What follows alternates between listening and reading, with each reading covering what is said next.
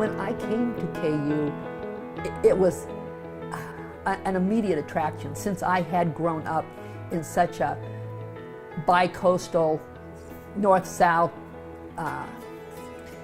move kind of environment. I was able to recognize a place easily where I could thrive, and I thought my family could thrive, and would provide stability, but also the kind of stimulation I needed to do the kinds of things I wanted to do.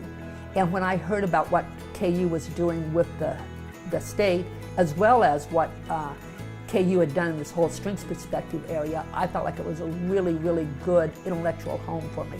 And of course, I thought Lawrence was a great spot to raise my kids. From a very early age, I felt like there was a misunderstanding of older adults in society. My grandmother lived with us, and she was a wonderful woman who was a volunteer and vibrant. And it seemed to me like what I could see is that as people lived their lives, they gained momentum. They could benefit from a lifetime of experience and develop strengths and wisdom. And then they were really at a place where they could contribute to our society. And I saw from a young age that there were a lot of structural issues that kept them from being able to do that. You know, that wasn't the usual conceptualization of older adults. So I guess that's where my real interest in older adults came from, and that was because I had such close connections and had a very different experience than what the stereotypes were.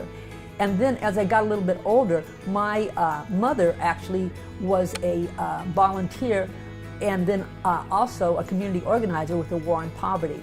My dad had been an Army officer, and so we moved from place to place.